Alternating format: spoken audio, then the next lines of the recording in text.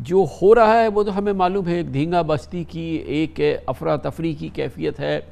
لیکن آپ کا کیا تجربہ کہتا ہے، کیا آپ کو نظر آ رہا ہے کہ یہ کس طرف جا رہا ہے پورا معاملہ؟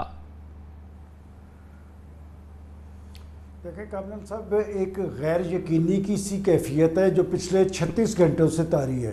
اراکین اسمبلی کی بڑی تعداد ایوان کے اندر اور باہر موجود ہے، لیکن ایوان کی کارروائی نہیں چل پا رہی معاف کیجئے اور گا بجٹ پیش نہیں ہو پا رہا۔ اگر اس کو ہم صرف غیر یقینی کیفیت کہیں تو یہ صرف 36 گھنٹے کی تو کیفیت نہیں ہے، یہ تو پچھلے چند ہفتوں کی تو ہم ضرور کہیں گے کہ غیر یقینی، اگر اس کو سمپل صرف غیر یقینی کہنا ہے تو ہم نے کہیں پہ بھی یقینی صورتحال تو تبدیلی حکومت کے بعد سے نظر نہیں آئی۔ دیکھیں کامران صاحب، میں نے آپ کو ایوان کی صورتحال بتائی ہے۔ آپ درست کہہ رہے ہیں کہ پچھلے جب سے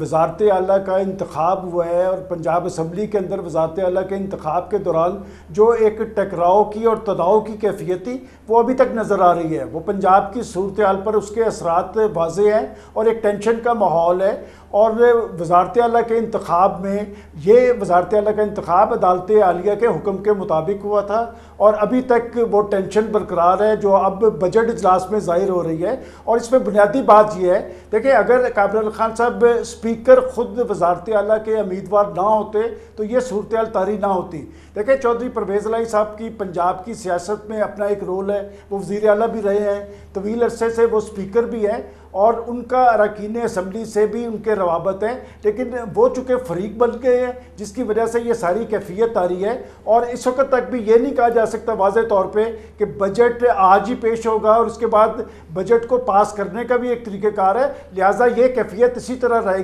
طاری رہے گی اور یہ کیفیت صرف پھر ایوان کے اندر نہیں طاری ہوگی بلکہ پورے پنجاب پہ طاری ہوگی۔ اور یہ بات آپ نے درست کہی ہے کہ 8 اراکین کی کیبنٹ تو موجود ہے، لیکن بڑی پارٹیز اور خاص طور پہ حکمران اتحادی جو ہے پنجاب کے اندر برسر اقتدار تو ضرور ہے، لیکن کابینہ کی تشکیل نہ ہونا ان کے خود اپنے ان کے حوالے سے ایک منفی تاثر پیدا مگر سلمان غنی صاحب، سب سے اہم معاملہ تو یہ ہے کہ جو کہ حکومتی اراکین ہیں یا جو حکومتی بینچ ہے وہاں پہ اکثریت کے جو حوالے ہے کہ اس کی کتنی اکثریت ہے اس میں شدید ابہام موجود ہے نا۔ نمبرز کتنے ہیں اس وقت جو حکومتی بینچز ہیں ان کے پاس، اور اب ظاہر ہے کہ ریزروڈ اراکین کا اسلام آباد ہائی کورٹ پہ کیس پہنچا ہے، یہ بہت ہی سینسٹیو معاملہ ہے اور یہ پوری اکثریت جو ہے ایک باریک دھاگے پہ کھڑی نظر آتی ہے۔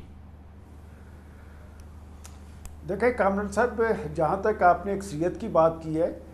اگر یہ بجٹ پیش ہوا تو یقیناً حکمران اتحاد کے پاس اتنی اکثریت ہے کہ وہ بجٹ میں کامیابی حاصل کر لے گی۔ اسی طرح کی کیفیت اس وقت بھی پیدا تھی جب وزارت اعلیٰ کا الیکشن تھا، لیکن حکمران اتحاد نے وہ اکثریت حاصل کر لی تھی۔ دیکھیں بات یہ ہے کہ اس وقت جو تناؤ کی کیفیت ہے وہ امپورٹنٹ ہے کہ آخر کیا وجہ ہے کہ پنجاب اسمبلی کے ایوان میں بجٹ پیش کیوں کر نہیں ہو پا رہا، اور اس کی بڑی وجہ یہی ہے کہ چونکہ آج کے اسپیکر جو ہے وہ وزارت اعلیٰ کے امیدوار تھے اور انہوں نے آج تک وزارت اعلیٰ کے انتخاب کو تسلیم نہیں کیا۔ اور میں سمجھتا ہوں کہ اگر بجٹ پیش بھی ہو گیا تو بجٹ کے پاس ہونے میں ہرڈلز تو یقیناً آئیں گی، لیکن بجٹ پاس ضرور ہوگا، اور یہی وجہ ہے کہ اس وقت وہاں پر ایک نئی کیفیت طاری کر دی گئی ہے، اور یہ کیفیت اس کے اثرات پنجاب کے عوام پر بھی ہو رہے ہیں۔ پنجاب کے اندر ایک تشویش کی لہر پائی جا رہی ہے، آخر ان اجلاسوں پر کروڑہا روپیہ خرچ ہوتا ہے اور انہوں نے پنجاب کے عوام کے مفادات کا تحفظ کرنا ہے،